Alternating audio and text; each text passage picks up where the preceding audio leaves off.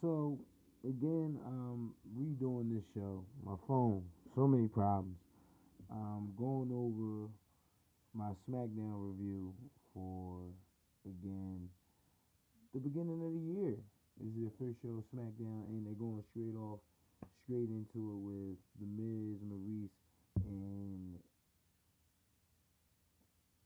oh my God, fucking Dean Ambrose. Jesus Christ, show notes right in front of me, people. Show notes is right in front of me.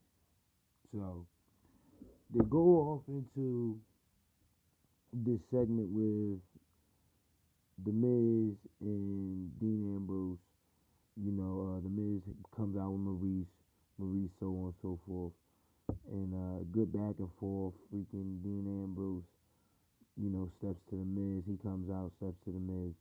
Maurice slaps Dean Ambrose. After slapping Dean Ambrose, her and The Miz leave the ring. It goes on into the next segment, which is they cut a promo for the match. The next match is Baron Corbin versus Dolph Ziggler. What I like about this match, and the one thing I will say is, okay, Dolph Ziggler ate a loss, but he still came off as a show off, an arrogant guy who feels though he doesn't need help. He can get by on his talent, which is true. Dolph Ziggler is one of the most talented guys that they have on Raw, and it's kind of fucked up. Well, SmackDown and WWE in general is kind of fucked up that his timing is all the way off. And I look at all the times you could have gave Dolph Ziggler a good push, but that's neither here nor there. I might do a segment on the JP show on how you could have booked Dolph Ziggler before 2017. Okay, fucking. Anyway, back to the match. Him and Baron Corbin had a pretty good match. Is really what broke down at the end of the match with this is when Callisto came out. Baron Corbin was about to crush Dolph Ziggler with a steel chair or something like that. He about to hit him with the steel chair. Callisto comes out, runs up with another steel chair, and kind of like to help out Dolph Ziggler. Dolph Ziggler steps back, super kicks the fuck out of Callisto, screams out, "I don't need anybody's help. I can do this shit on my own." Beast, no doubt. He did his own thing. I don't need nobody interfering with what I got going on. I can handle this shit. No doubt. Respect it. And two, I mean, that's just proper booking. At the end of the day, you don't want, you got Dolph Ziggler and Baron Corbin looking prominent after last week's fucking beating the rate in SmackDown. You want to make them look good. Because, again, your main event, everybody was into it all the way up until the main event. So, can't beat that.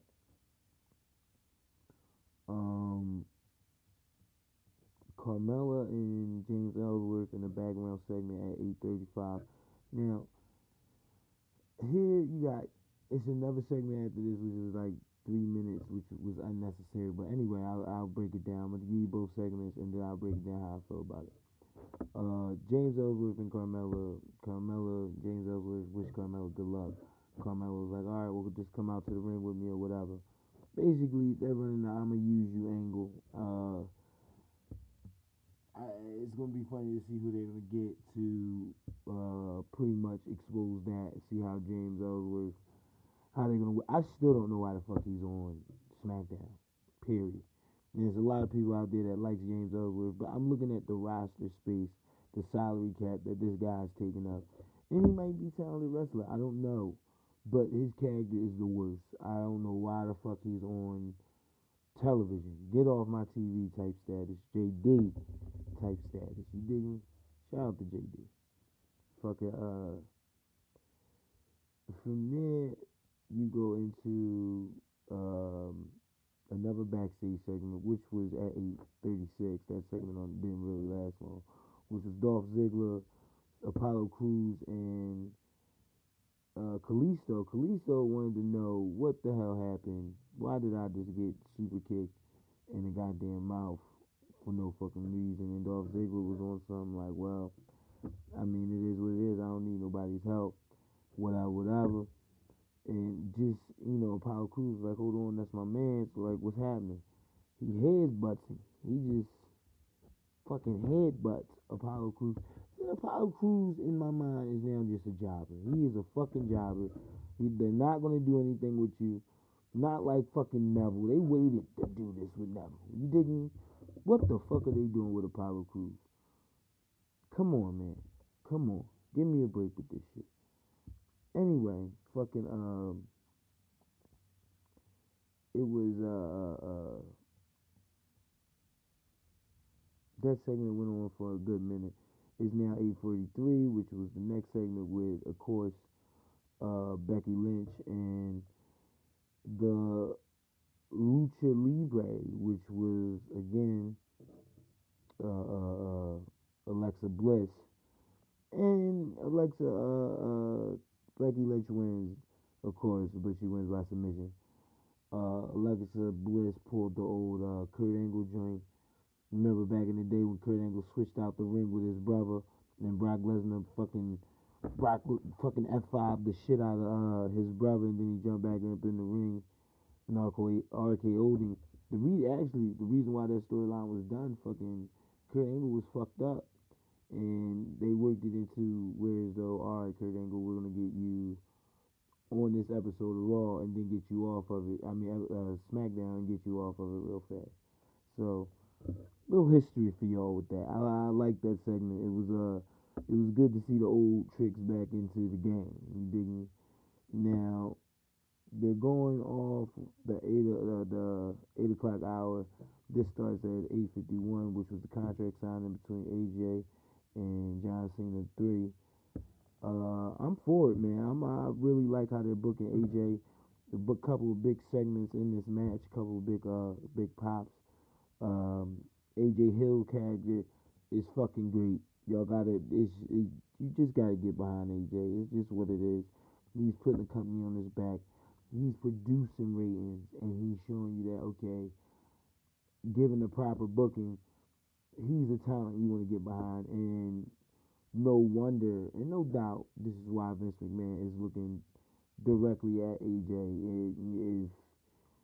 If you haven't watched my episode with the WWE Vince McMahon and what he had going on, I think that was on my UK episode. Watch that and that's Vince McMahon and what he thinks about. I think JD did it as well, but just watch that. Watch that. It's a good check out the UK, and I think about maybe the tail end of that. I talk about Vince McMahon interest in bringing AJ Styles over to Raw. So you can see why. It's just better for the product. It's better for the company, and it's you can't beat. Baron Corbin comes out again. Baron Corbin's on fire. He comes out and he stepped in the ring and kind of looked a little awkward on the mic, like he looked a little nervous. But you gotta give him some more mic time, and you're pushing him into the spotlight again too early. But who do you really have to take that spotlight? I think Baron Corbin, with time, I would keep him in something like the mid card, but with time he could step into that big spotlight type picture. You probably would have did better with just giving that spot to Dolph Ziggler. Had Dolph Ziggler walk in on the tyrant that he's on and just come in, fucking distract Cena and have AJ kick him and he super kick AJ and walk out the fucking ring. That's what you could have did. Everybody could have benefited from that. Hell, you could have even got a three-way next week on Smackdown against Dolph Ziggler, AJ, and fucking John Cena. That would have been perfect. There you go. But anyway, that's my fancy booking for this episode. Anyway, you got another backstage segment, Renee Young and Maurice. I'm starting a whole new shit for this, because Maurice slapped the shit out of fucking Renee Young. And that's my damn segment, where I say damn, and it's going to be the first thing I say. So I'm just letting you guys know, I'm starting this new segment. It's called Damn. And if this happens, somebody's got the shit slapped out of them. I'm probably going to come up with a button where you just hear a loud slapping sound. And boom, there you go. Fucking, Carmella's in action. I forget this chick's name from NXT. She's not. I don't. She's not. She's apparently. I would rather you go out and get a jobber. I would rather you keep your ingrown talent looking sharp. Down in NXT, she wasn't getting wins, of course. No, not at all. She was not getting wins at all. But at least she was down in NXT. She's already signed to the WWE. I get it. But you didn't need to showcase her on SmackDown. That time, especially that time frame, that space, it could have been used for something else. Same with that 8 o'clock hour. Them little 1 or 2 minutes could have been valuable time where you could have put to another match. Just like this next match, fucking, again, which was a completely fucked up way of booking American Alpha and Breezango. Completely fucked up. It was a minute match, and Breezango looked weak as shit. And, you know, Bray Wyatt come on, of course, just to cut a promo to tell them that they're cashing in a rematch next week. Which, again, SmackDown is keeping you need to tune into this next week. What's going to happen next week? And they had the talent on that roster to do that. You did to just bring you, again, a better show than Raw. And again, they still fuck up. They have a little, like I said, my little tweaks that I would do here and there. But for the most part, it's a solid show, easy to follow. I'm with it.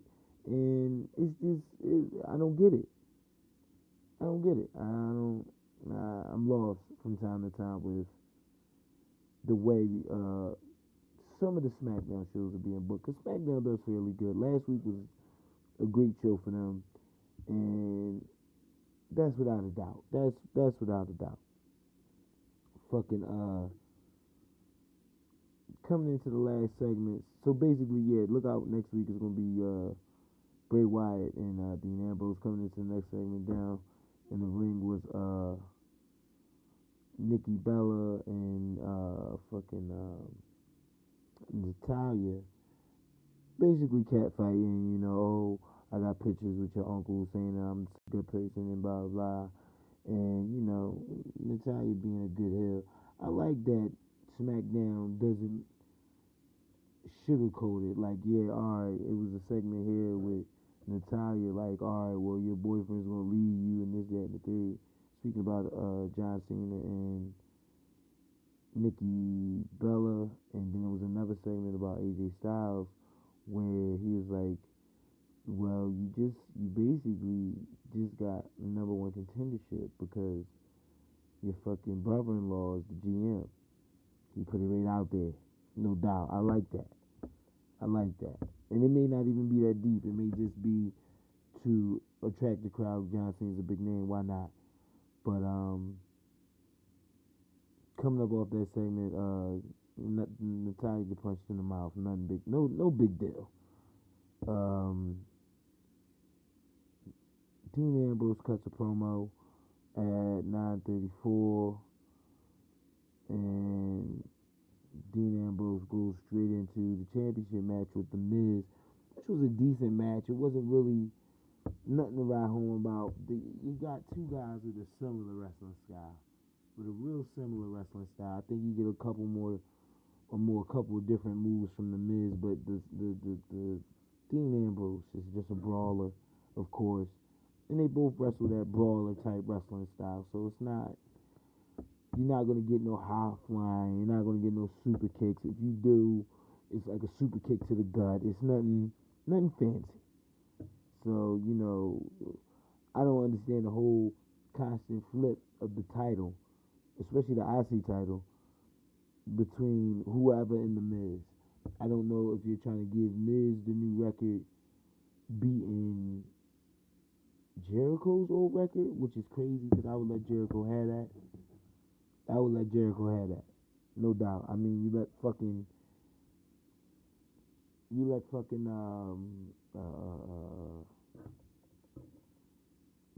Ric Flair had a record for so long, and here it is, John Cena is on, like, literally the cusp of eclipsing it. But again, you gotta keep up with this new talent, man, and that's what it was all about. I think that's what AJ Styles said in that promo. You gotta keep up with the new talent, man.